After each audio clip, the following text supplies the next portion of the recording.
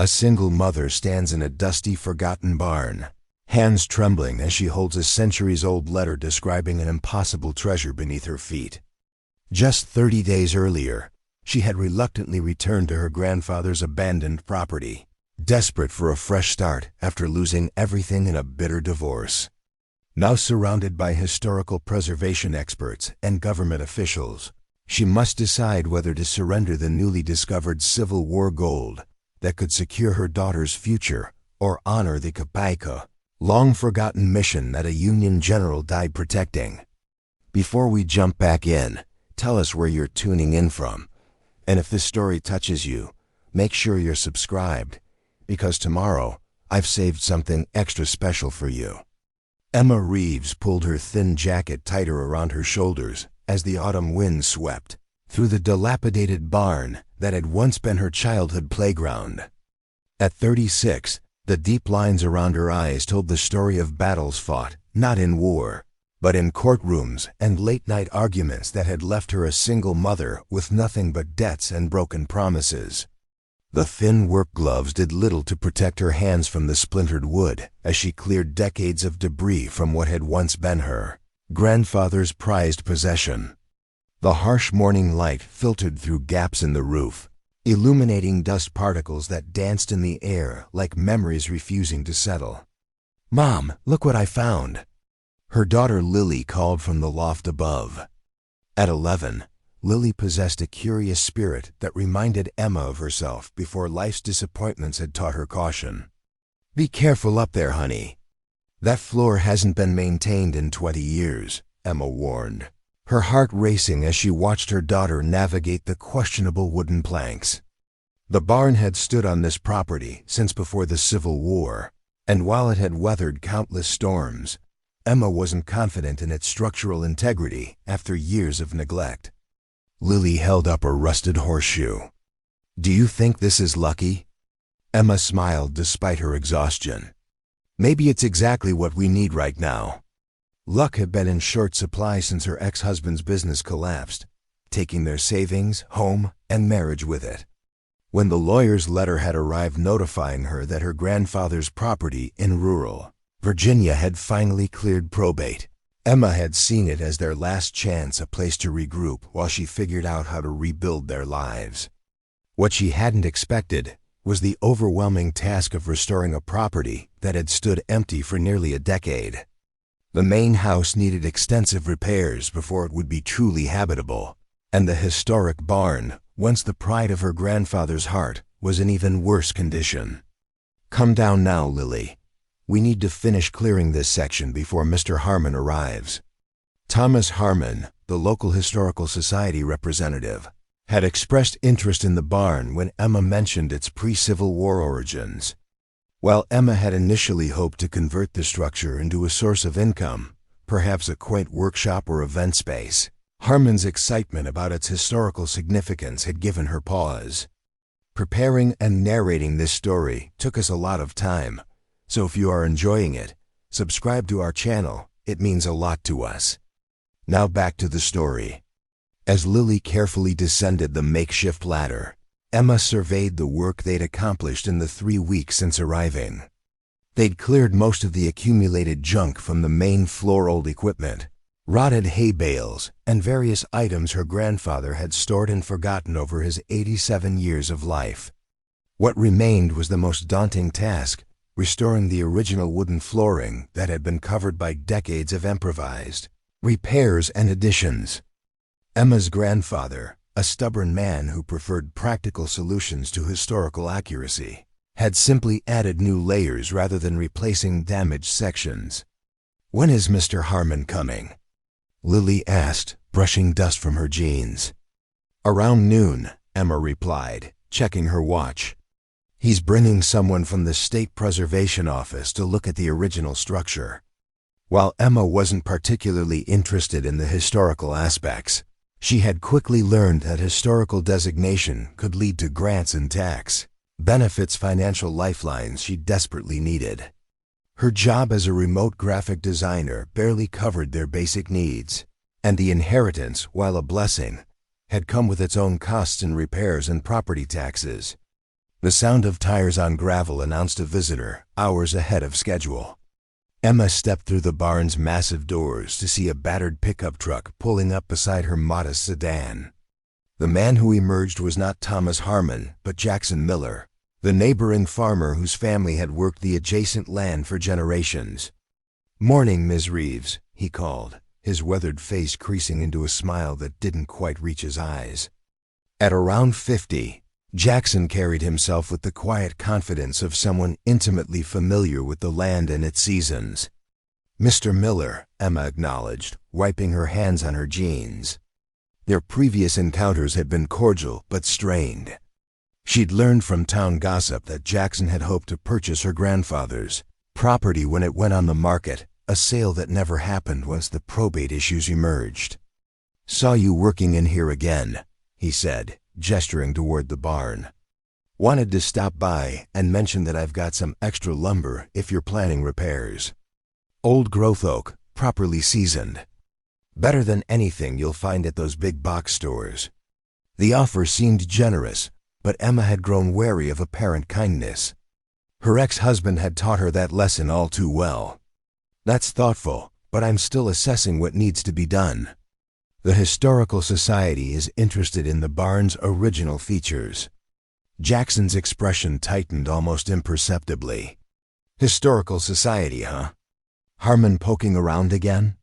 He removed his cap, running a hand through graying hair. "Word of advice, once those preservation types get involved, you lose control of your own property. They'll tell you what you can and can't do, right down to the nails you're allowed to use. I appreciate the warning, but I need to explore all options." Emma kept her tone neutral despite the unsolicited advice. "The grants could help with restoration costs. Just saying, these old buildings sometimes need to be practical, not just pretty for tourists." Jackson replaced his cap, glancing past Emma into the barn's shadowy interior. "Your grandfather understood that. Why he covered the original floor with concrete in sections, made it more functional for actual work." Emma frowned. "Concrete? I thought it was just additional wooden flooring." Jackson shrugged. "Some areas, yes. Others, he poured concrete back in the 70s. Said something about stabilizing the foundation. Anyway, offer stands on the lumber. Neighborly discount." As he returned to his truck, Emma felt a familiar tension between being grateful for local knowledge and suspicious of motivations. Jackson Miller wanted this property, that much was clear from their interactions and town gossip. Whether his advice came from genuine concern or self-interest remained to be seen. Lily appeared at her side as Jackson's truck disappeared down the long driveway. "I don't think he likes us very much," she observed with the straightforward perception of childhood. "It's not about liking us, honey," Emma replied. "It's about this land. People get attached to places, especially when they've been neighbors for generations. He probably thought he'd be able to expand his farm." Returning to work, Emma considered Jackson's mention of concrete sections. Her inspection had revealed multiple layers of flooring, but she hadn't identified concrete specifically. Then again, her expertise was in design, not construction or historical restoration. By 11:30, Thomas Harmon arrived with not one but two additional visitors, Dr. Eleanor Washington from the State Historical Preservation Office and Michael Chun, an architectural specialist in period restorations. "Hope you don't mind the extra guest," Harmon said as introductions were made. In his 60s, with an enthusiastic manner that belied his age, Harmon had become Emma's unofficial guide to navigating local resources. When I mentioned the construction date and original features, Dr. Washington insisted on bringing Mr. Chun to assess the structural elements. Dr. Washington, a formidable woman with silver-streaked hair pulled into a precise bun, surveyed the barn with obvious excitement. "Ms. Reeves, this structure may be far more significant than initially reported. Our records indicate it was built around 1855, but certain architectural elements suggest it might be even older, possibly dating to the 1830s or 40s. Emma managed a polite smile. unsure how a decade or two of additional age materially changed her situation. That's fascinating. Does that affect potential grant eligibility? Potentially, yes, Dr. Washington confirmed. Already moving deeper into the barn, her trained eye cataloging details Emma had overlooked. Particularly if we can confirm some of the historical rumors about this property. This caught Emma's attention. Rumors? My grandfather never mentioned anything significant about the barn, just that it had good bones and had survived multiple wars. Thomas Harmon exchanged glances with Dr. Washington before responding. Well, local folklore suggests this area played a role in Union supply movements during the Civil War. Your property sits at what was once a strategic crossroads. Some accounts mention a temporary quartermaster station operating in this vicinity. More importantly, Dr. Washington added, there are archival references to General Thaddeus Chamberlain using this route to transport supplies and possibly funds to support Grant's operations. Chamberlain disappeared in 1864 while reportedly carrying significant resources intended for the Union Army. Michael Chun, who had been silently examining the barn's structural supports, joined the conversation. The construction techniques here are consistent with buildings designed to appear utilitarian while incorporating unusual security features. He pointed to peculiarities in the joinery that Emma had assumed were simply old-fashioned craftsmanship. Emma felt a growing unease, partly from the unexpected attention and partly from the realization that her grandfather's property might hold complications beyond simple restoration. So you're saying this barn might have historical significance beyond its age? Precisely, Dr. Washington confirmed. Which is why we'd like to conduct a more thorough documentation before any restoration work begins. Non-invasive, of course ground-penetrating radar, detailed architectural survey, historical document review. The prospect of further delays frustrated Emma, who had hoped to make the property functional and potentially income-producing as quickly as possible. Yet the excitement of the experts was contagious, and she couldn't deny a flicker of curiosity about the barn's secrets. I suppose that would be all right, as long as it doesn't interfere with making the main house livable. That's my priority right now. Dr. Washington beamed. Excellent. We can begin preliminary work tomorrow if that suits your schedule. As the experts continued their initial assessment, moving through the barn with the focused attention of detectives at a crime scene, Emma found herself watching Lily. Her daughter had attached herself to Michael Chun, peppering him with questions about old buildings and how to tell their age. The architectural specialist answered each inquiry with thoughtful consideration rather than the dismissive responses adults often gave children.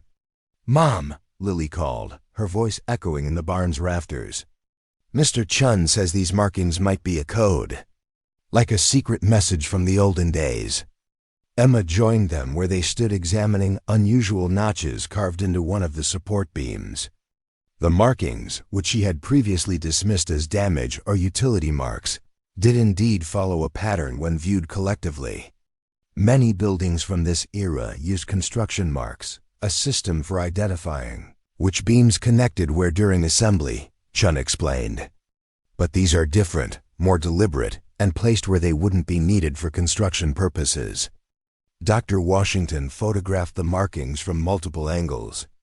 This supports the military connection theory. Union quartermasters sometimes used innocuous locations to relay information. These could be inventory marks, supply route indicators, or something else entirely.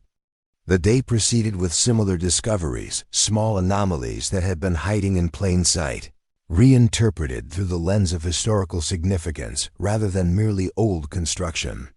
By late afternoon, when the experts finally departed with promises to return with proper equipment, Emma felt both overwhelmed and intrigued. "They're coming back tomorrow," Lily announced unnecessarily, practically vibrating with excitement.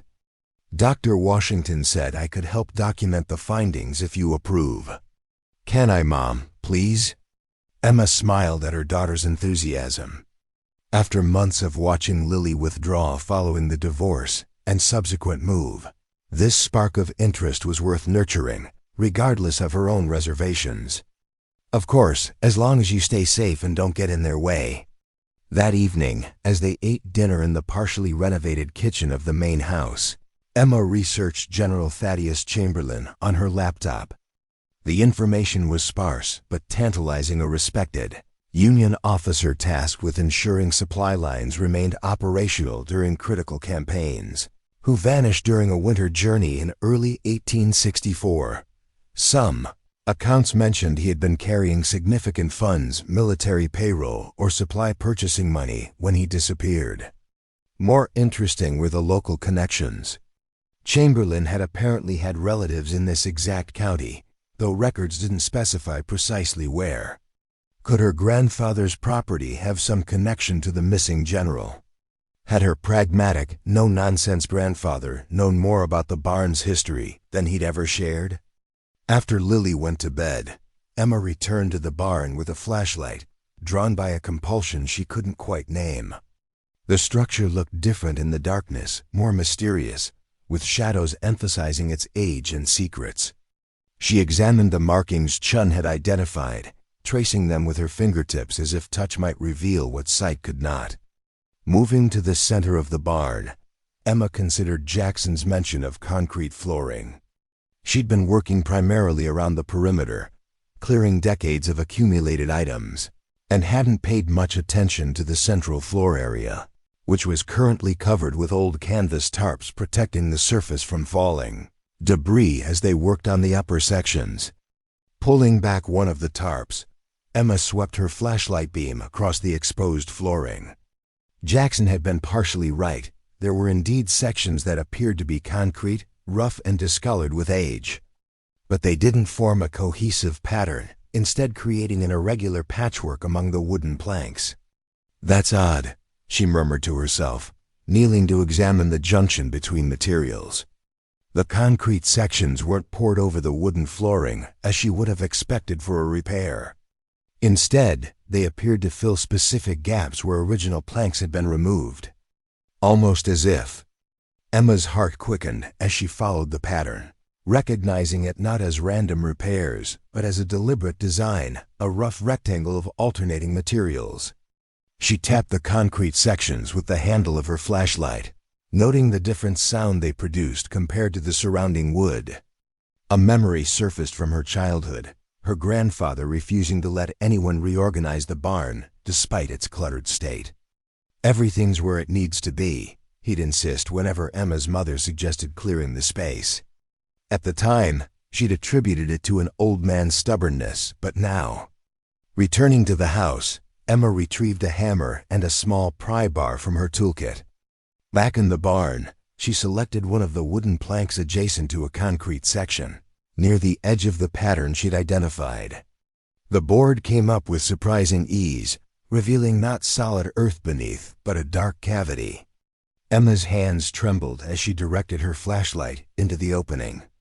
The beam illuminated what appeared to be a hidden space beneath the barn floor, a shallow root cellar or storage area roughly 3 feet deep. Enhancing the beam's reach, she could make out what looked like wooden crates arranged in neat rows. Her practical side immediately suggested caution: old farm storage, perhaps, or even her grandfather's private cache of valuables. But the historian's excitement from earlier that day had infected her, whispering of Civil War secrets and missing Union resources. Should she continue exploring alone in the middle of the night? Or wait for the experts returning tomorrow? The responsible choice was obvious, yet Emma found herself positioning the pry bar under the next plank, curiosity overwhelming caution. The second board came free with a protesting creak. Emma widened her view of the hidden compartment, confirming her initial assessment: wooden crates, old but not ancient, arranged with military precision. Each bore stenciled markings that had faded but remained legible. U.S. Army Quartermaster Corps. Her breath caught. This wasn't some farmer's storage solution or her grandfather's hiding spot for valuables. This was something far more significant potentially. The missing Union supplies that had vanished with General Chamberlain over 160 years ago. Emma carefully replaced the boards, her mind racing. If these were indeed Civil War-era military supplies, they had tremendous historical value. But questions nagged at her. Why had her grandfather concealed this discovery? Had he known what lay beneath the barn floor all along? And what exactly did those crates contain? Sleep proved elusive that night, her thoughts alternating between historical implications and practical considerations. By morning, Emma had made her decision. She would share her discovery with Dr. Washington and her team, allowing proper historical documentation before proceeding further. But first, she needed to understand what her grandfather might have known. After getting Lily off to the local school, an arrangement Emma had made to provide stability despite their uncertain situation, she headed to the attic of the main house where boxes of her grandfather's personal papers remained untouched. Hours into her search, Emma discovered a leather-bound journal tucked inside a metal ammunition box, its pages filled with her grandfather's distinctive handwriting. Most entries concerned mundane farm matters, but tucked between the pages was a folded letter that made her heart race. April 12, 1953 Herald. I've considered your discovery carefully and agree with your decision. What lies beneath the barn floor isn't ours to claim, nor is it the government's to seize. General Chamberlain died protecting those resources for a purpose, even if that purpose never came to fruition. The gold was intended to rebuild, not to enrich individuals. The concrete sections will protect the most vulnerable areas from accidental discovery. The arrangement we've discussed ensures the secret remains within the family, passed only when necessary and with proper understanding. Remember, this isn't just about money, it's about honor and obligation. Chamberlain was my great-grandfather's commanding officer. Our family promised to protect his legacy. That promise doesn't expire. Franklin. Emma read the letter 3 times, her hands trembling more with each reading. Gold, not just military supplies or historical artifacts, but gold. Union Army gold that had disappeared with General Chamberlain in 1864, apparently discovered by her grandfather and deliberately concealed again with the help of this Franklin. The implications were staggering. Civil War gold would have immense historical and monetary value, potentially millions of dollars worth. And it had been hiding beneath the barn floor for generations, known only to her grandfather and possibly this letter writer. The sound of vehicles arriving pulled Emma from her shocked contemplation. Dr. Washington and her team had returned as promised, this time with additional personnel and equipment. Emma tucked the letter into her pocket, mind racing as she considered her options. Legal ownership of such a find was complicated. Historical treasure trove laws varied by state, and federal interests would certainly come into play for Civil War military assets. Then there were ethical considerations. If General Chamberlain had died protecting these resources for a specific purpose, what obligation did that create?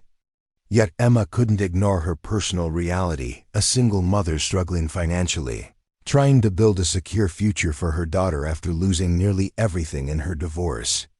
The gold represented a solution to problems that seemed insurmountable just weeks ago. As she walked toward the barn where the historical team was unloading equipment, Emma felt the weight of her grandfather's letter like a physical presence. Whatever decision she made would shape not just her future, but her daughter's, and the legacy of secrets that had lain buried for over a century and a half. Dr. Washington waved cheerfully, unaware of the overnight discovery. "Good morning, Miss Reeves. We've brought ground-penetrating radar to examine the foundation without disturbing anything. Fascinating technology. It should show us any anomalies beneath the surface." Emma managed a smile that didn't reach her eyes. "Actually, Dr. Washington, there's something I need to show you first. I made a discovery last night after you left." The historian's expression shifted from polite interest to intense focus. "A discovery? Something related to the barn's history?" "You could say that," Emma replied. the letter burning in her pocket as she led the way toward the barn's entrance. "I believe I've found what happened to General Chamberlain's missing Union gold." Dr. Washington stood frozen, processing Emma's words as the rest of her team continued unloading equipment from their vehicles, unaware of the bombshell that had just been dropped. "Union gold?" she finally managed, her professional composure momentarily shattered. "Ms. Reeves, that's if true an extraordinary claim." Emma nodded, suddenly conscious of speaking in the open. "Perhaps we should discuss this privately before involving the entire team." The historian followed Emma into the barn, her eyes sharp with curiosity and professional skepticism. Once inside, Emma led her to the area she discovered the previous night, explaining how Jackson Miller's casual comment about concrete flooring had sparked her midnight investigation. "I only removed 2 boards," Emma explained, kneeling beside the section she'd examined. "But what I saw was unmistakable wooden crates with U.S. Army quartermaster markings arranged in a hidden space beneath the floor." Dr. Washington's skepticism remained evident. Many old military supplies were repurposed after the Civil War. Farmers often purchased surplus crates for storage. "There's more," Emma said, producing her grandfather's letter from her pocket. "I found this in his papers this morning." The historian read the letter carefully, her expression shifting from doubt to cautious excitement. "Gold intended to rebuild. Chamberlain dying to protect resources. This certainly suggests something significant." "But without verification, I understand," Emma interrupted. "That's why I'm showing you before proceeding further. This needs proper documentation and expert handling." Dr. Washington studied Emma's face with new appreciation. Many people would have kept exploring independently, particularly given the potential value mentioned. "I considered it," Emma admitted. "But whatever's down there has historical significance beyond any personal gain. And frankly, I wouldn't know how to proceed properly." The decision to involve the experts hadn't come easily. Throughout the sleepless night, Emma had wrestled with temptation. The gold could solve her financial problems instantly. Yet something in her grandfather's letter had resonated deeply. The notion that the treasure wasn't merely money but a legacy of honor and obligation. Dr. Washington called over Michael, Chun, and their equipment specialist, briefly explaining Emma's discovery while deliberately omitting mention of gold. "We'll need to modify today's plan. Instead of general scanning, let's focus on this central section with the ground-penetrating radar." Within an hour, the barn had transformed into a methodical archaeological investigation. The radar confirmed what Emma had glimpsed: a substantial void beneath the central floor area, approximately 15 by 20 feet and 3 feet deep. The concrete sections her grandfather had installed formed a deliberate pattern around particularly vulnerable or revealing areas. "The concrete was clever," Chun noted as they reviewed the radar images. "To casual observation, it looks like random repairs, but it actually creates a protective boundary around the hidden cache while reinforcing key structural points." By mid-morning, the historical team had carefully removed several floorboards, revealing the hidden chamber in its entirety. Emma stood beside Dr. Washington as the first crate was lifted carefully from its resting place, her heart pounding with anticipation. The wooden box, roughly 2 feet square, bore the faded but legible markings Emma had glimpsed the night before. 2 team members wearing cotton conservation gloves gently placed it on a prepared examination table and carefully opened the lid. Gold coins gleamed in the portable work lights, row upon row of pristine Union currency. Untouched by time in their sealed wooden repository, Dr. Washington drew a sharp breath, her professional demeanor momentarily cracking as she realized the magnitude of the discovery. "Double eagles," she whispered, referencing the $20 gold pieces first minted in 1850, "and they appear uncirculated." As more crates were carefully extracted and cataloged, the extent of the treasure became clear. 17 crates of gold coins, primarily $20 double eagles, but also including $10 eagles and smaller denominations. 2 additional crates contained military documents, maps, and a leather-bound journal that appeared to be General Chamberlain's personal log. By early afternoon, news of a significant historical discovery had leaked to the local press, though details remained vague. Emma watched with growing anxiety as additional vehicles began arriving, representatives from the State Historical Society, federal officials from the Department of the Interior, and even a military historian from the Army Heritage Center. Ms. Reeves, a Justice Department representative, approached, his manner formal but not unkind. "I'm David Nolan from the FBI's Art Crime Team. We need to discuss the legal implications of this discovery." Emma had anticipated this moment since making her decision to reveal the gold. "Of course, though I should mention I've only owned this property for a few weeks. The cash was hidden by my grandfather decades ago, according to the letter I found." Nolan nodded. "That complicates matters somewhat, but actually works in your favor regarding certain statutes. However, given the military origin of these assets, there are federal considerations." The conversation that followed outlined a bewildering array of legal principles: treasure trove laws, abandoned property statutes, military asset regulations, and historical preservation requirements. Emma struggled to follow the technical details, but the essential message became clear. The legal ownership would require extensive determination, potentially involving courts and legislative action. "Essentially," Nolan concluded, "while you have a strong claim as the property owner and descendant of the custodian, the federal government will certainly assert interest in military assets never officially decommissioned or released." "And the practical implications?"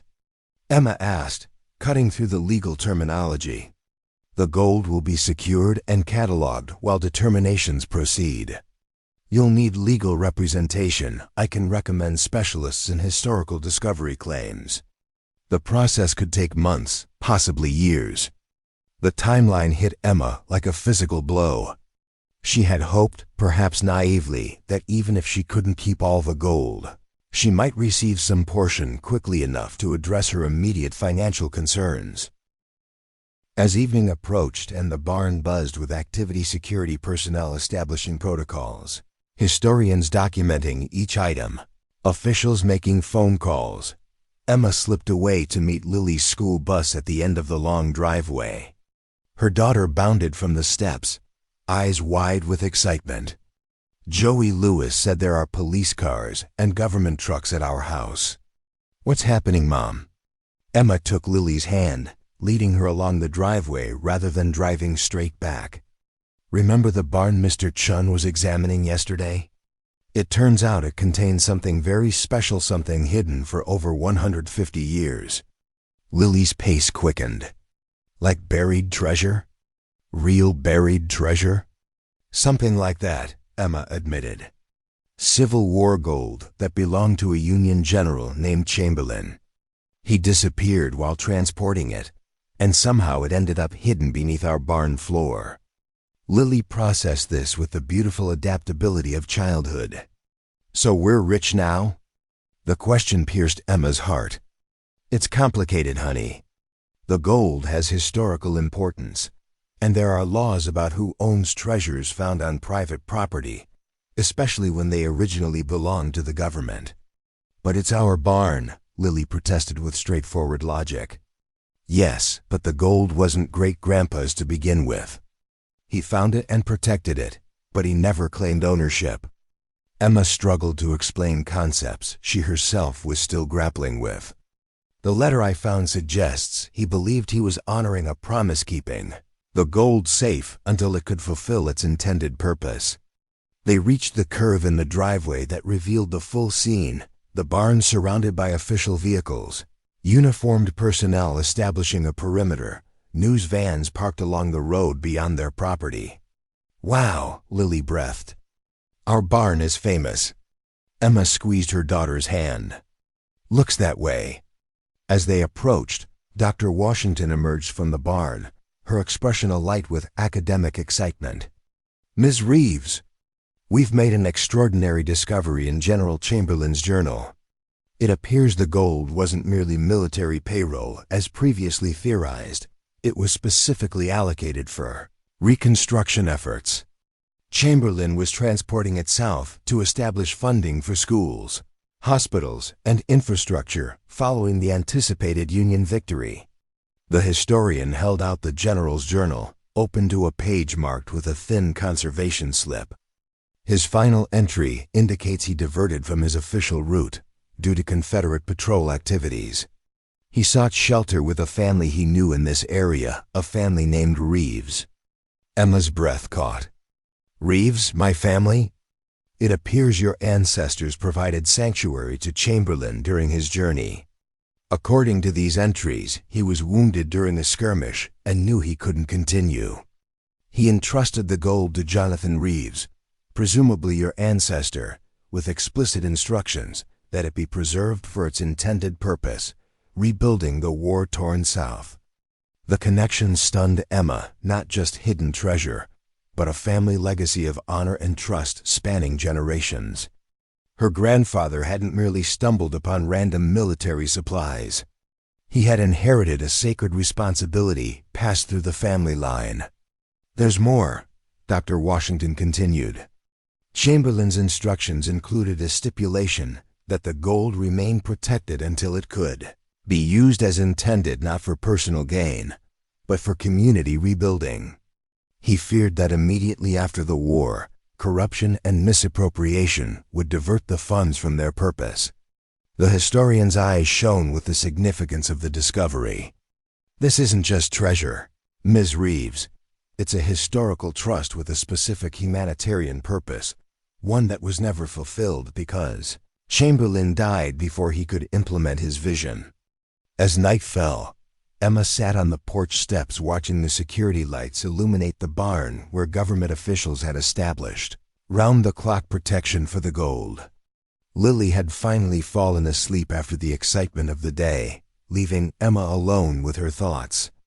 The value of the discovery had been preliminarily estimated at approximately $175 million, an amount that staggered the imagination. Yet the legal ownership remained uncertain, tied up in historical claims, federal interests, and the specific instructions left by General Chamberlain.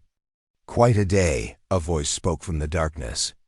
Jackson Miller stepped into the light, his expression unreadable. I heard the news in town. Civil War gold under Old Harold's barn floor all these years. Emma tensed, remembering his previous interest in the property. Mr. Miller. He removed his cap, turning it in his hands. I owe you an apology, Ms. Reeves. I haven't been entirely forthcoming about my interest in this place. You wanted to buy it. That's no secret. Jackson shook his head. It wasn't about expanding my farm. My grandmother was a Reeves before she married cousin to your grandfather. She told me stories about a family obligation, a secret passed through generations. Something about a Union officer and a promise made during the war. Emma studied him with new understanding. You knew about the gold. Not specifically. The details were closely guarded. Only the direct inheritor received the full story. But I knew there was something important here, something the family was bound to protect. He gestured toward the barn. When your grandfather died without passing the secret to your mother, or you directly, I was concerned. Thought maybe I could keep an eye on things if I acquired the property. The revelation shifted Emma's perception of her neighbor's motives. Not greed, but a sense of family duty, misguided perhaps, but well-intentioned. The Historical Society found Chamberlain's journal, Emma told him. The gold was meant for reconstruction schools, hospitals, infrastructure in the post-war South. He entrusted it to my ancestor Jonathan Reeves when he realized he was dying from his wounds. Jackson nodded slowly. That fits with the fragments I heard growing up. A promise to use resources for their intended purpose, not personal gain. He hesitated. What happens now? I don't know, Emma admitted. There are legal questions, historical considerations. The government has secured everything while determinations are made. "And what do you want to happen?" Jackson asked, his tone genuinely curious. The question caught Emma off guard. Since the discovery, she'd been swept along by events, responding to others' expertise and authority without fully processing her own desires. "I want security for Lily," she began slowly. "That was my first thought when I realized what I'd found.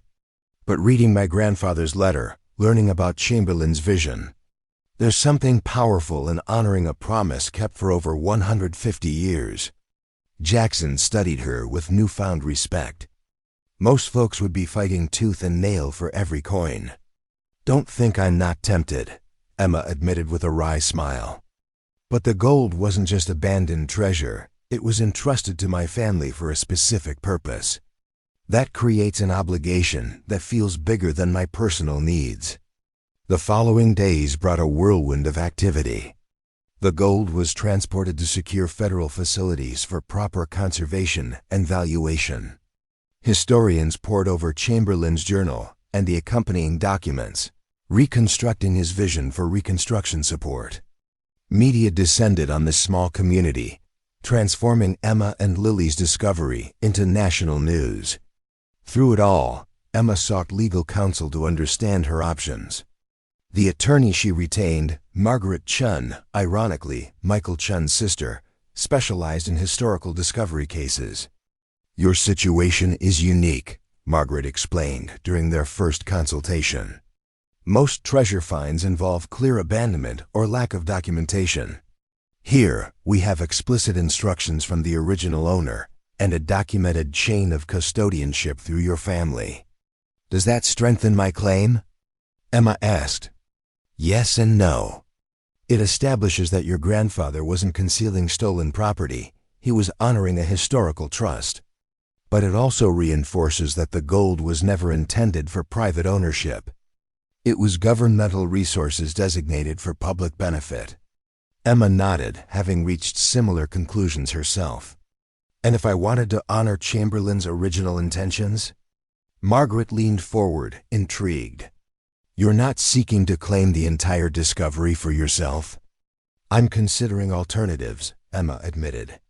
"Chamberlain wanted this gold to rebuild communities, to create educational and healthcare opportunities in post-war regions. Those needs still exist, if in different forms." The attorney studied her with professional assessment. "You're thinking of establishing a foundation or trust?" "Something like that. A way to fulfill the original purpose while acknowledging both historical significance and current realities." Emma hesitated. "Would that be possible legally?" "Potentially. It would require negotiation with federal authorities and possibly legislative action, but there are precedents for historical discoveries being directed toward public benefit with descendant involvement." Margaret made notes on her legal pad. "It would mean surrendering most personal claims to the assets, though some administrative role and reasonable compensation could be incorporated." 2 weeks after the discovery, Emma received an unexpected visitor, Senator Catherine Pearson, chair of the Congressional Committee on Historical Preservation and a respected voice on cultural heritage issues. "Ms. Reeves," the senator greeted her on the farmhouse porch. "I've been following your discovery with great interest. May I speak with you privately?" Inside, over coffee at the kitchen table, Senator Pearson outlined the government's perspective. "The historical and monetary value is extraordinary, but it's the documented purpose that makes this truly unique. General Chamberlain wasn't merely transporting funds, he was implementing a vision for healing and rebuilding." Emma nodded. "That's what's been weighing on my mind. My family protected this gold for generations, not for personal enrichment, but to honor a promise. Which brings me to my visit," the senator continued. "There's considerable debate within government circles about jurisdiction and disposition. Treasury claims interest in the gold as government currency never decommissioned. Military historians argue for preservation in national collections. The Justice Department is researching applicable laws regarding found property." "And your position?" Emma asked. "I believe we have an opportunity to honor both historical intent and modern needs. Senator Pearson set down her coffee cup. "I'm proposing legislation to establish the Chamberlain Legacy Trust, a public-private partnership that would preserve the historical significance while implementing the General's vision in contemporary terms." The senator outlined a framework. The gold would remain federal property, but would fund a substantial trust dedicated to educational, healthcare, and infrastructure projects in historically underserved communities across the former Confederacy. The trust would be governed by a board including historical experts, community representatives, and critically a permanent position for a Reeves family member as custodian of Chamberlain's legacy. Additionally, the senator continued, the legislation would include recognition of your family's 160-year stewardship with a one-time custodial compensation of 5% of the valuation, approximately $8.75 million. Emma's hands trembled slightly as she processed the figure. An amount that would secure Lily's future, provide for her education, and establish long-term stability while still honoring the greater purpose of Chamberlain's mission. The Historical Society would also provide grants for restoring both the barn and your home as recognized historical landmarks, Senator Pearson added, with options for you to develop educational programming if you wished compensated, of course. The proposal aligned remarkably with Emma's evolving thoughts about the discovery's rightful disposition. Not personal windfall, but purposeful legacy. Not mere historical curiosity, but active continuation of an honorable mission. "What would you need from me?" Emma asked. "Your support for the legislation, including testimony before congressional committees. Your agreement to serve as the first family representative on the trust board. And your continued cooperation with historical documentation efforts." 3 months after discovering the hidden chamber beneath her grandfather's barn floor, Emma stood on the steps of the Capitol as President Sanders signed the Chamberlain Legacy Trust Act into law. Lily stood beside her, wearing a new dress for the occasion and trying to maintain proper decorum despite her excitement. The legislation created a $175 million trust dedicated to educational access, healthcare initiatives, and community infrastructure in historically underserved Southern communities. The gold itself would be preserved in the Smithsonian with a permanent exhibition detailing Chamberlain's vision and the Reeves family's extraordinary multi-generational custodianship. Emma's portion, the 5% custodial recognition, had been transferred to an educational trust for Lily with provisions for family security. The barn had been carefully restored as a historical landmark with a small museum explaining its significance in Civil War history, providing modest but steady income through visitor fees and educational programs. Most meaningfully to Emma, the legislation established a permanent Reeves family position on the Trust's governance board, ensuring that the connection between Chamberlain's mission and her family's promise would continue for generations to come. As camera flashes captured the president's signature, Emma felt a profound sense of rightness.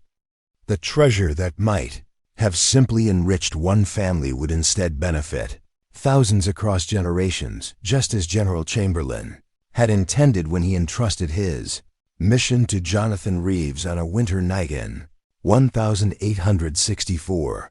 The president approached after the signing, shaking her hand for the cameras. "Your grandfather would be proud," he said quietly. "Not many would choose legacy over fortune." "It wasn't really a choice," Emma replied, glancing at Lily who stood tall beside her. "Some obligations transcend personal benefit.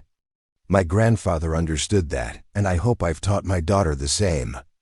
Later that evening, as they walked through the newly restored barn with its careful preservation of both historical features and the secret chamber that had protected Chamberlain's gold, Lily asked the question Emma had been expecting. "Mom, we could have been super rich if you'd fought to keep all the gold, right?" Emma considered her answer carefully. "Technically, yes. Though there would have been legal battles, and the outcome wasn't certain. Then why didn't you? Joey's dad says you're crazy for settling for just 5%. Emma smiled, putting an arm around her daughter's shoulders. Because wealth isn't just about money, Lily. It's about honor, purpose, and being part of something greater than yourself. She gestured to the historical displays, explaining Chamberlain's Reconstruction vision. This gold was always meant to build schools, hospitals, and communities to heal wounds after a terrible conflict. Our family didn't own it. We protected it until it could fulfill its purpose. But we still got some money, Lily pointed out pragmatically. Yes, we did, Emma laughed. Enough to secure your education and our future. But more importantly, we're part of continuing a legacy of honor that spans generations.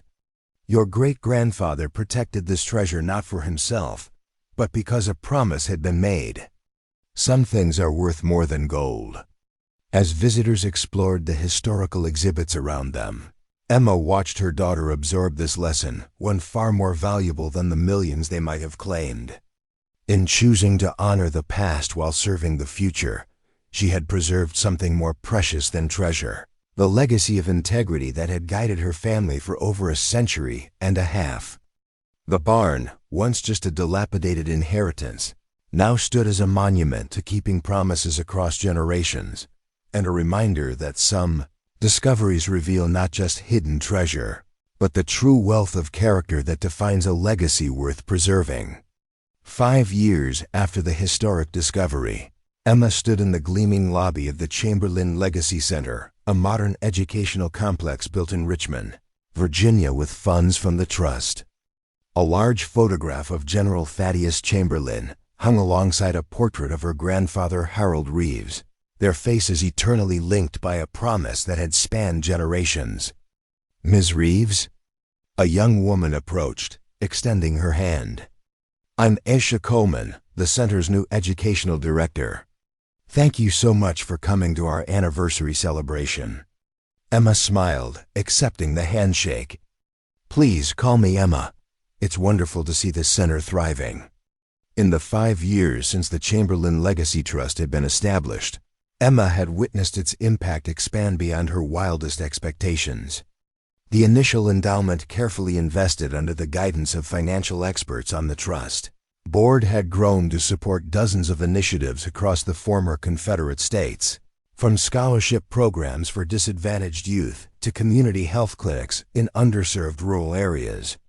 The students are so excited to meet you, Aisha continued, leading Emma toward the auditorium where hundreds of scholarship recipients had gathered for the annual awards ceremony. You've become something of a legend to them, the woman who found a treasure and chose to share it rather than keep it. Emma laughed softly. Hardly legendary. I just honored a family commitment. Which makes it all the more powerful a lesson, Aisha replied. Especially for kids who've grown up believing that grabbing whatever you can for yourself is the only path to success. The auditorium buzzed with energy as Emma entered. Young faces turned toward her with curious excitement, high school seniors from across the South, who had received Chamberlain scholarships, full-ride grants to prestigious universities based on academic excellence and community service. As Emma took her place on the stage beside university representatives and trust officials, she reflected on how dramatically her life had changed since that autumn day when she'd first pulled up the floorboards in her grandfather's barn. The custodial compensation had indeed secured Lily's future. Her daughter was now thriving in her sophomore year at Duke University, studying public policy with a focus on historical equity issues. The restored barn had become a successful historical site, drawing enough tourism to support both preservation efforts and Emma's modest salary as its director. But the true transformation had been internal. Emma had discovered a purpose beyond mere survival, a connection to history that gave meaning to her family's legacy. Her position on the trust board had introduced her to a network of dedicated educators, healthcare professionals, and community organizers working to address systemic inequalities across the region. Modern-day heroes continuing Chamberlain's vision in contemporary terms. The ceremony began with a tribute video documenting the Trust's accomplishments. 23 new medical clinics established in healthcare deserts across the rural South. Infrastructure grants rebuilding crumbling schools in historically neglected communities. Scholarship programs sending first-generation college students to prestigious universities. Entrepreneurship initiatives supporting small business development in economically depressed areas. As Emma watched the faces of the young scholarship recipients receiving their awards, their expressions reflecting hope, determination, and gratitude, she felt a profound sense of rightness. This was exactly what General Chamberlain had intended when he'd entrusted his gold to Jonathan Reeves in 1864, not a personal windfall, but a foundation for rebuilding lives and communities. Following the ceremony, Emma met with the scholarship recipients during a reception in the center's atrium.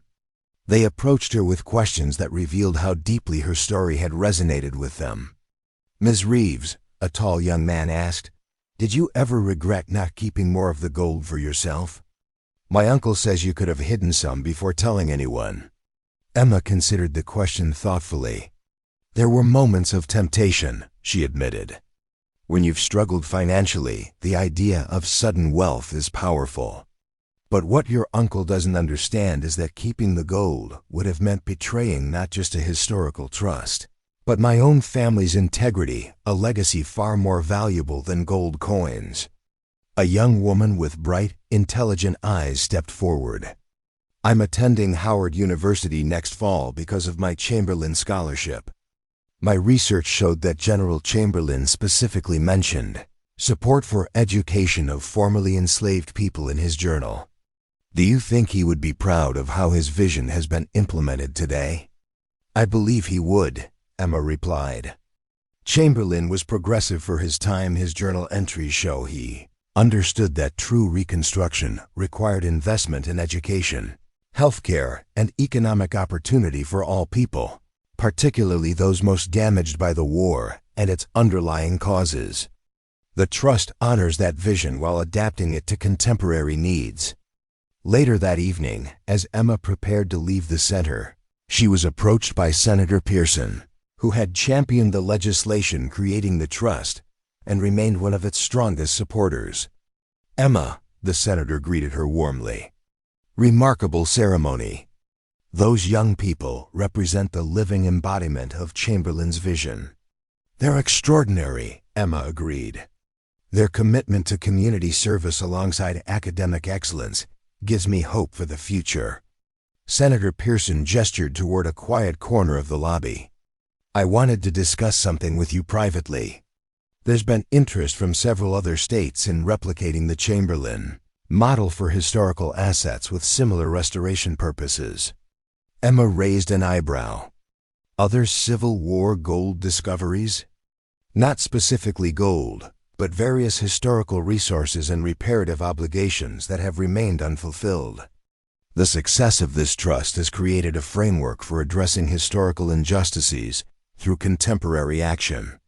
The senator handed Emma a folder. "The Congressional Historical Accountability Committee is establishing a permanent advisory commission.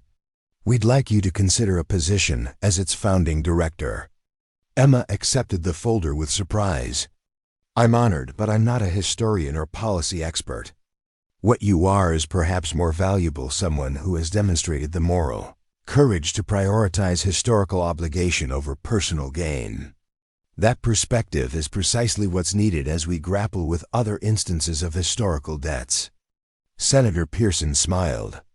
"Besides, you've spent 5 years working alongside experts on the Trust Board. You've developed considerable expertise in translating historical intentions into modern impact." The offer was unexpected, yet strangely fitting another step in the journey that had begun with those first floorboards lifted in her grandfather's barn. From struggling single mother to national advisor on historical accountability, a path she could never have imagined. "I'll need time to consider it," Emma said finally. "This would mean relocating to Washington, establishing a new life there." "Of course," the senator replied. "The commission formally begins work in 3 months. Take the time you need. As Emma drove back to her hotel that evening, she reflected on the strange turns her life had taken. The discovery that might have been simply a personal windfall had instead become a catalyst for systemic change, affecting thousands of lives across multiple states. Her own role had evolved from reluctant inheritor to active steward of a historical mission, a responsibility she had grown to treasure more than any gold. Her phone rang through the car's speaker system, Lily calling from her dorm at Duke. "Mom, how was the ceremony?" Emma smiled at her daughter's enthusiasm. "Beautiful. The scholarship recipients this year are remarkable. You should see the community projects they've developed." One young woman established a mobile healthcare clinic serving rural communities in Mississippi. "That's amazing," Lily replied. "Did you tell them the ghost story?" Emma laughed. The ghost story had become family legend, a tale of her grandfather's spirit guiding her to discover the hidden chamber beneath the barn floor. Pure fiction, of course, but Lily had embellished it during tours of the historical site until visitors specifically requested the supernatural version of events. "No ghost stories at the formal ceremony," Emma chided gently. "Though Senator Pearson did present me with an interesting offer."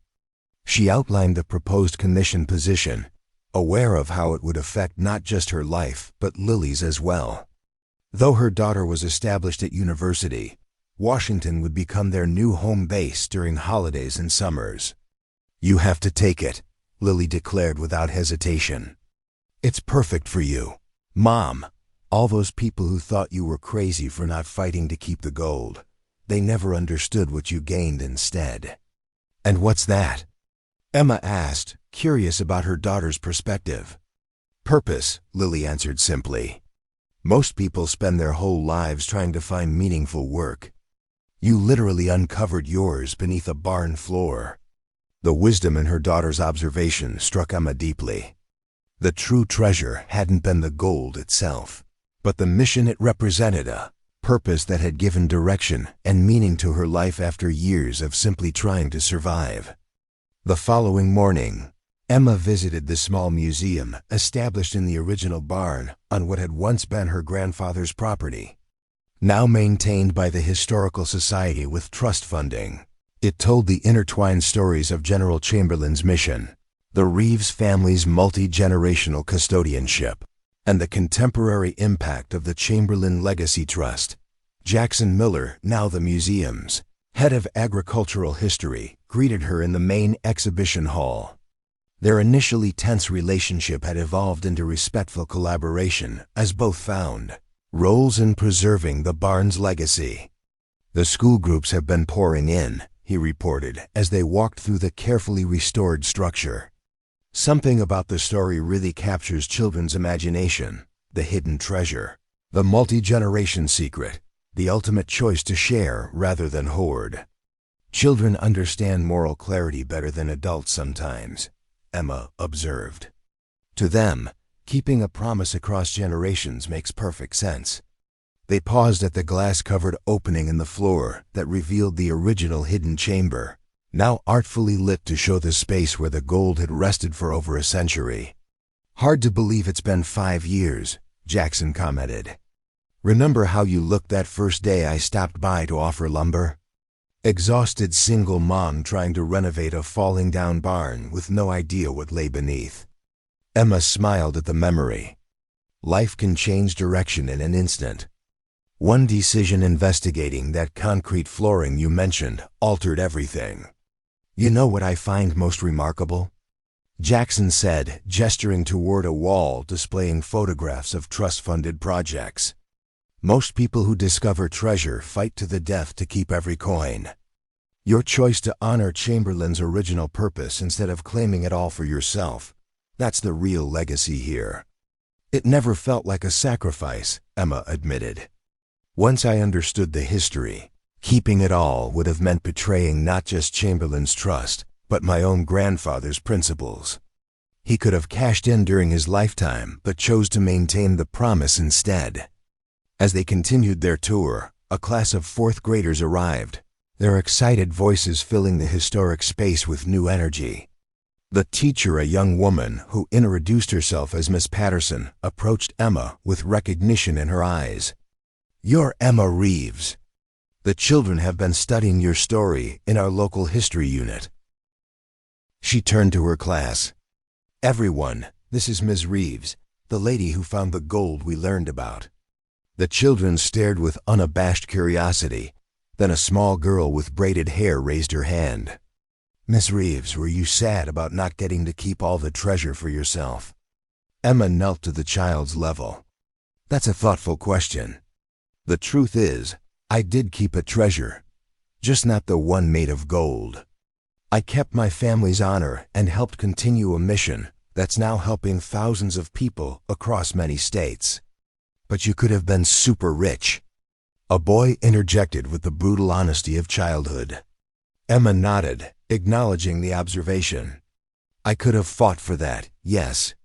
But then I would have missed something more valuable, the chance to be part of healing old wounds and creating new opportunities.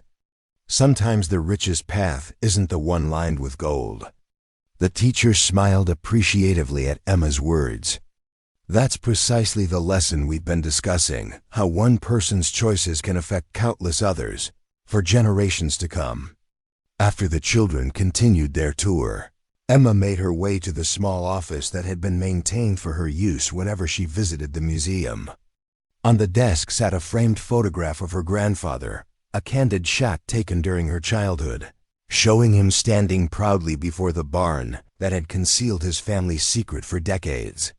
Beside it lay a replica of General Chamberlain's journal, open to the page where he had written his final entry, "Entrusted to Jonathan Reeves that which must serve its purpose when the time is right. Not for personal gain, but for rebuilding what war has torn asunder. May those who keep this trust understand its true value lies not in the gold itself, but in the healing it can bring." Emma traced her finger over the words, feeling connected across time to both Chamberlain and her ancestors who had maintained his vision. The senator's offer represented an opportunity to expand that connection to help other historical obligations find their proper fulfillment in the modern world. Her decision crystallized in that moment. She would accept the commission position, continuing the journey that had begun with a broken floorboard and a family secret. The true value of Chamberlain's gold had never been its monetary worth, but its capacity to heal and rebuild, purpose that continued to unfold in ways the Civil War general could never have imagined. That evening, Emma called Senator Pearson to accept the position. The senator's pleased response confirmed Emma's feeling that this was the right next step. "The commission will benefit tremendously from your unique perspective," the senator said. "Your experience bridges historical obligation and contemporary implementation in a way few others can claim." "I have one condition," Emma replied. "I'd like the commission to consider establishing a fellowship program for students from communities affected by historical injustices, giving them direct involvement in shaping how reparative obligations are fulfilled, bringing the next generation into the process," Senator Pearson mused. "That's exactly the kind of thinking we need. I'll have it added to the initial charter." After concluding the call, Emma stepped onto the porch of her hotel, gazing up at the stars that had witnessed centuries of American history, both its darkest chapters and its moments of redemption. Somewhere in that expanse of time, a Union general had entrusted a mission to her ancestor, beginning a chain of honorable custodianship that had ultimately led to her. She thought of her grandfather, who had maintained the secret throughout his lifetime, adding concrete sections to protect the hidden chamber while waiting for the right moment for revelation. Had he somehow known that his granddaughter would eventually uncover both the physical treasure and its true purpose? The legacy of Chamberlain's gold had proven far more valuable than its considerable monetary worth. It had created educational opportunities for thousands of students who might otherwise have been denied access to higher education. It had established healthcare facilities in communities that had suffered from historical neglect. It had funded infrastructure improvements in areas long overlooked by traditional investment. Most meaningfully for Emma personally, it had transformed her life from one of struggle and uncertainty to one of purpose and impact. The single mother who had arrived at her grandfather's property with nothing but debts and broken dreams had discovered not just gold beneath the floorboards, but a mission that gave meaning to her family's history and direction to her own future. As she prepared to embark on her new role in Washington, Emma reflected on the lesson she hoped her story would impress upon others: that true wealth isn't measured in gold coins or dollar figures, but in the positive impact one's choices have on others. That honoring commitments across generations creates a legacy more valuable than any material treasure. And that sometimes, the greatest personal gain comes from choosing to serve a purpose larger than oneself. The Chamberlain gold had remained hidden for over a century, protected by a family's promise until it could fulfill its intended purpose. In the end, its true value hadn't been the $175 million it represented in monetary terms, but the thousands of lives it continued to transform through education, healthcare, and community development, a different kind of reconstruction than Chamberlain had envisioned, but faithful to his fundamental belief in healing and rebuilding. Emma's grandfather had understood this principle, maintaining the secret not out of greed, but out of respect for a promise made long before his birth. Emma had continued that tradition, choosing historical obligation over personal enrichment. Now, through the commission, she would help others recognize similar opportunities to transform historical debts into contemporary healing. As she turned to go inside, Emma's phone chimed with a message from Lily, a photograph of her daughter standing proudly beside a group of fellow students who had received support from the Trust for a Community Development Project in Durham. The caption read, "Chamberlain's Legacy in Action. Love you, Mom. So proud of what you've built." The simple message captured everything Emma had gained by honoring rather than exploiting her discovery. Not just financial security for her daughter, but a living example of integrity that had shaped Lily's own values and choices. No amount of gold could have purchased that outcome. Tomorrow, Emma would return to the barn one last time before relocating to Washington. She would stand in the space where generations of her family had protected a promise, where she had made the decision that transformed not just her life, but thousands of others. She would silently thank her grandfather for maintaining the trust, General Chamberlain for creating it, and whatever twist of fate had led her to investigate those concrete sections in the barn floor 5 years ago. The gold beneath the floorboards had been hidden treasure indeed, but its true value had never been in its weight or worth as currency. Its value lay in the vision it represented, the healing it enabled, and the legacy of honor it continued to inspire in each life it touched. As Emma prepared for the next chapter of her journey, she carried that understanding with her, a wisdom more precious than all, the gold that had rested beneath her grandfather's barn for over a century, that our most valuable possessions are not the treasures we keep, but the promises we honor and the positive change we create in the world around us. 10 years after the discovery beneath her grandfather's barn, Emma Reeves stood at a podium in the East Room of the White House, her posture conveying a quiet confidence that had been hard-won through years of public service. Behind her, the President of the United States waited to sign the Historical Reconciliation and Community Investment Act legislation that Emma had helped craft through her work as director of the National Commission on Historical Accountability. This landmark legislation, Emma began, addressing the assembled dignitaries, community leaders, and press, creates a framework for addressing historical obligations that have remained unfulfilled across our nation. Building on the success of the Chamberlain Legacy Trust, it establishes a process for identifying resources intended for community reconstruction and ensures they finally serve their original purpose. As she spoke, Emma's gaze found her daughter Lily, now 26 and serving as the Commission's Director of Youth Engagement. Beside her sat Jackson Miller, who had become an unexpected ally in expanding the historical barn museum into a nationally recognized educational center.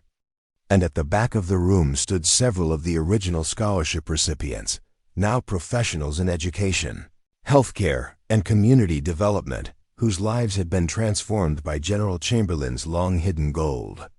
The journey to this moment had been remarkable. What began as a desperate single mother's attempt to restore a dilapidated barn had evolved into a movement for historical accountability that was reshaping communities across America.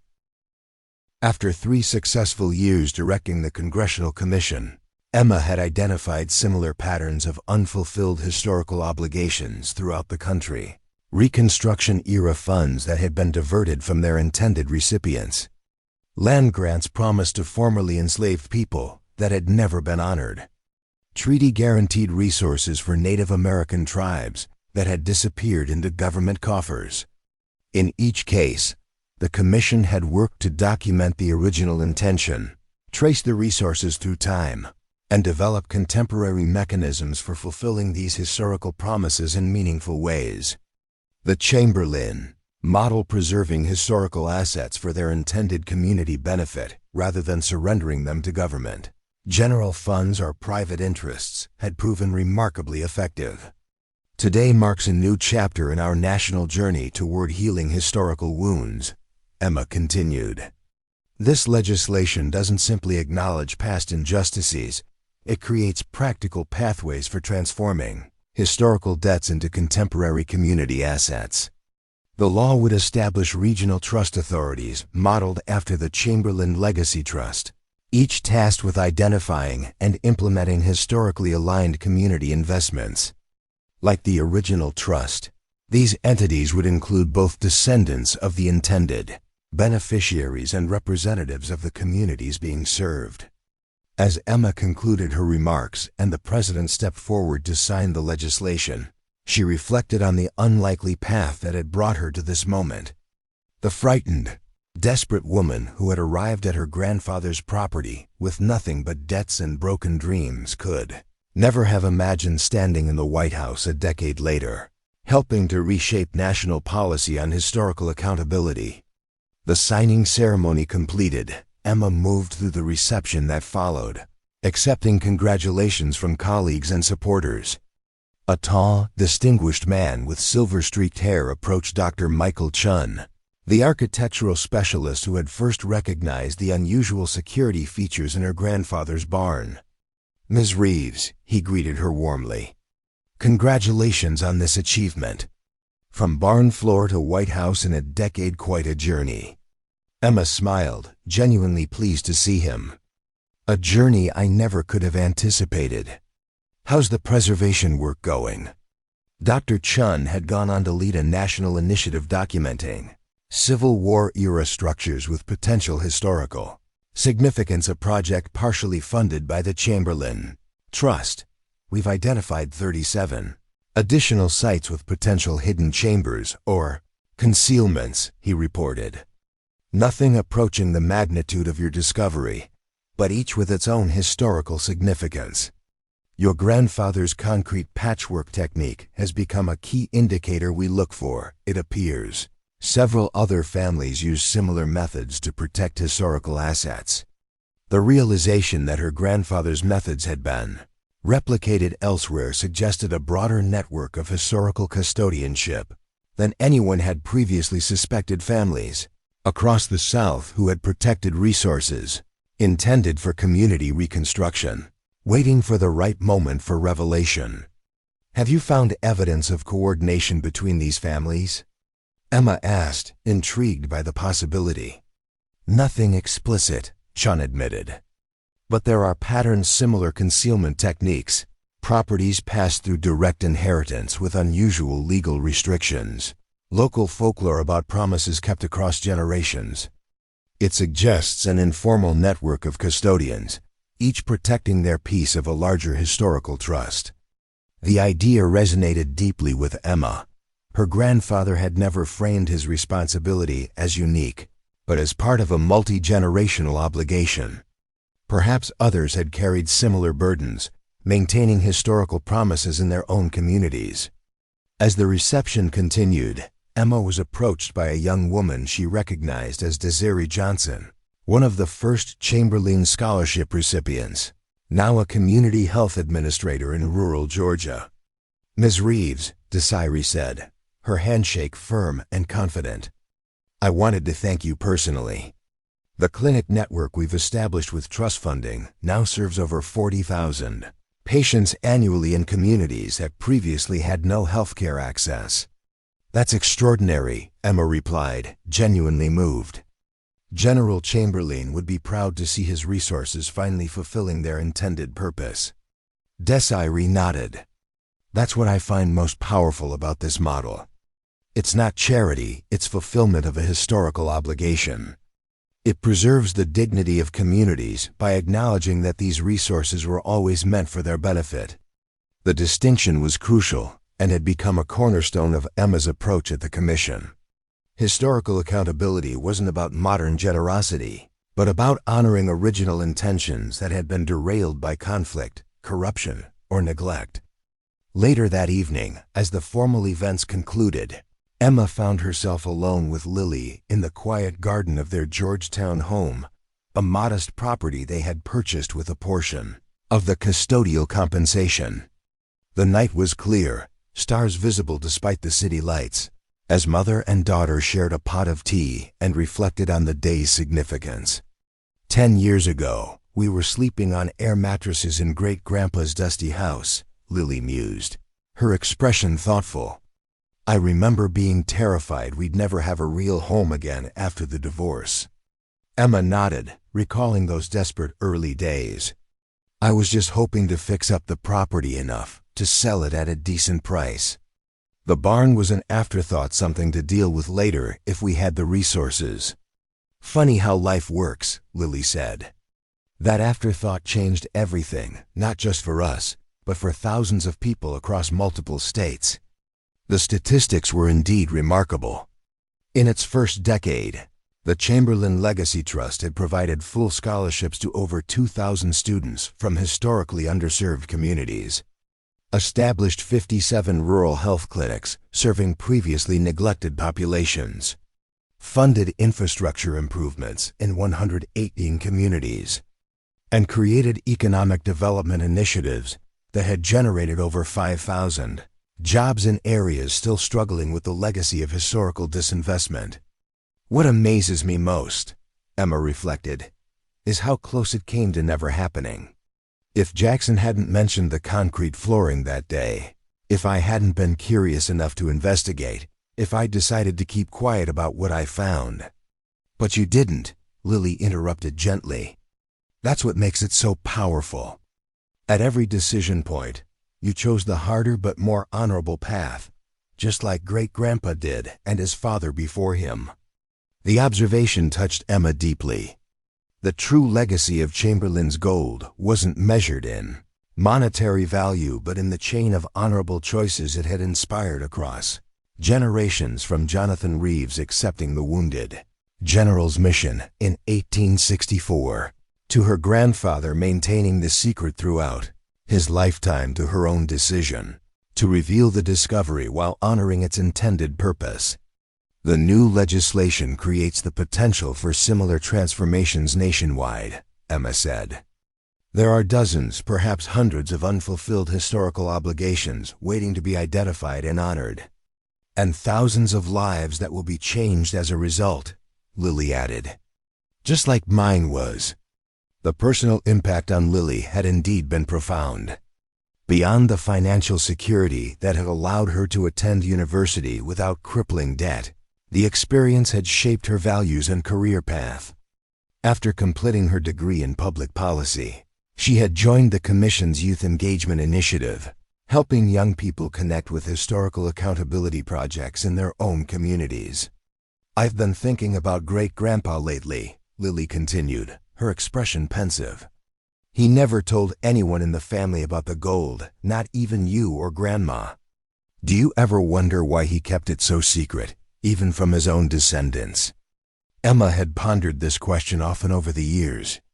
"I think he understood something profound about stewardship," she replied after a moment. "The gold wasn't a family asset to be passed down like an inheritance. It was a responsibility, a sacred trust that required the right person at the right moment in history." And he somehow knew you would be that person, Lily concluded. Or perhaps he simply trusted that when the time was right, the right family member would discover it and understand its significance. Emma smiled at her daughter. Just as I trust that future generations will continue the work we've begun with the commission and the new legislation. The next morning, Emma rose early to prepare for a series of media interviews about the newly signed legislation. As she reviewed her talking points at the kitchen table, her phone rang an unknown number with a Virginia area code. Ms. Reeves? This is Timothy Lancaster from the Virginia Department of Historical Resources. I apologize for calling so early, but we've made a discovery I believe you'll find significant. Emma set down her coffee, immediately alert. What kind of discovery? Our team has been documenting Civil War-era correspondence in the state archives, following the methodologies your commission developed. We found a series of letters from General Chamberlain to his superior officers in the weeks before his disappearance. Emma's pulse quickened. What do the letters say? They confirm much of what we already knew about his mission transporting gold for reconstruction purposes, but they add a crucial detail we weren't aware of. The gold your grandfather protected wasn't the entirety of Chamberlain's resources. There was more? Emma asked, stunned by the implication. According to these letters, Chamberlain divided the resources into 5 separate caches, entrusting each to a different family along his route. He believed this would ensure that even if one was discovered or compromised, the others might fulfill their purpose. The revelation aligned perfectly with Dr. Chun's observations about similar concealments in other historical structures. Not an informal network as he had theorized, but a deliberate strategy implemented by Chamberlain himself, 5 separate custodian families, each protecting a portion of the resources intended for reconstruction. Have you identified the other families? Emma asked, her mind racing with possibilities. We have names from Chamberlain's correspondents, Miller, Washington, Beaumont, and Cooper, but no confirmed locations. We're cross-referencing with property records from the period to identify potential sites. The name Miller caught Emma's attention immediately. Jackson Miller had mentioned his grandmother was a Reeves before marriage, a family connection that had fueled his interest in her grandfather's property. Could his family have been custodians of another portion of Chamberlain's gold? His knowledge of the concrete flooring technique suddenly took on new significance. After concluding the call, Emma sat motionless at her kitchen table, processing the implications. If Chamberlain had indeed created 5 separate caches, each entrusted to a different family, the total resources intended for reconstruction would have been substantially larger than what had been discovered in her grandfather's barn, perhaps as much as $875 million in current valuation. The potential impact of such resources, properly directed toward their intended purpose of community rebuilding, was staggering. The Chamberlain Legacy Trust had already transformed thousands of lives with just 1/5 of the original allocation. What might be possible if the remaining caches were discovered and their resources combined in a coordinated effort? Emma quickly called Dr. Chun, sharing the new information and requesting his expertise in identifying potential concealment sites based on the architectural patterns already documented. This changes everything, Chun said, his voice vibrating with academic excitement. If we're looking at 5 coordinated concealments, each protected by a different family line, it represents an unprecedented historical preservation effort spanning generations, and an opportunity to expand the Trust's impact exponentially, Emma added. We need to find these families, if their lines still exist, and determine if they've maintained their custodianship as my grandfather did.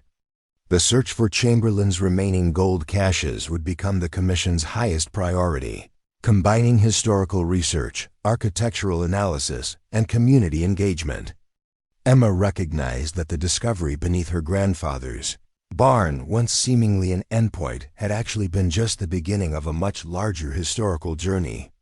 That afternoon, as Emma prepared to board her flight back to Virginia to coordinate the new investigation, she received a text message from Lily. Just heard the news from Dr. Chen. Chamberlain's master plan finally revealed after 160 years. Great-grandpa would be so proud of what you've started. The simple message captured the essence of what had become clear to Emma over the past decade. That true legacy isn't measured in gold or currency, but in the positive change created through honorable choices maintained across generations. Her grandfather had protected Chamberlain's gold not for personal gain, but to preserve its potential for community healing.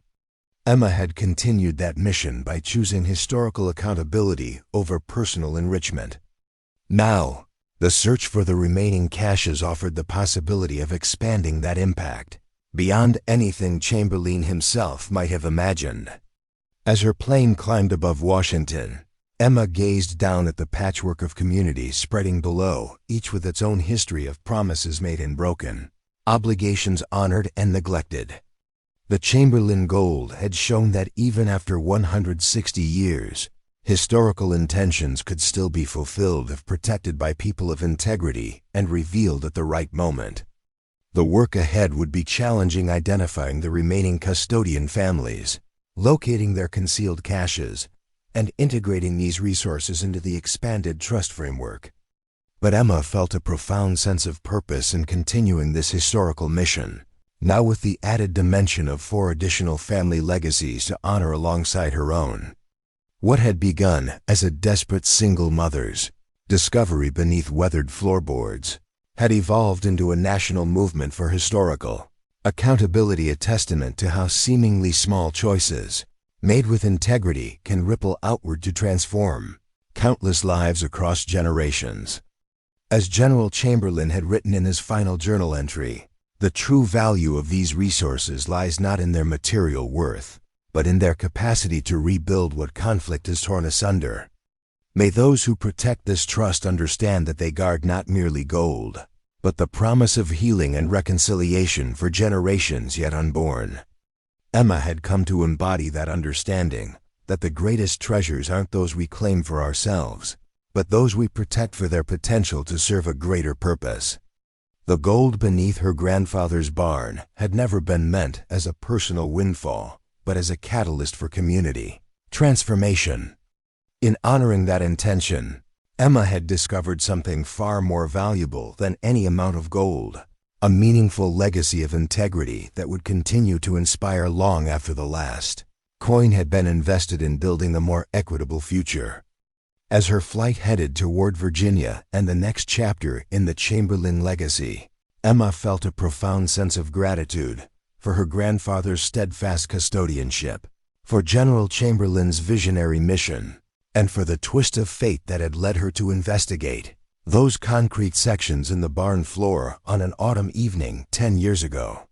The true treasure had never been the gold itself, but the chain of honorable choices it had inspired across generations, a legacy that would continue to transform lives long after the final cache was discovered and its resources dedicated to fulfilling Chamberlain's vision of rebuilding and reconciliation. Up next, you've got 2 more standout stories right on your screen. If this one hit the mark, you won't want to pass these up. Just click and check them out. And don't forget to subscribe and turn on the notification bell so you don't miss any upload from us.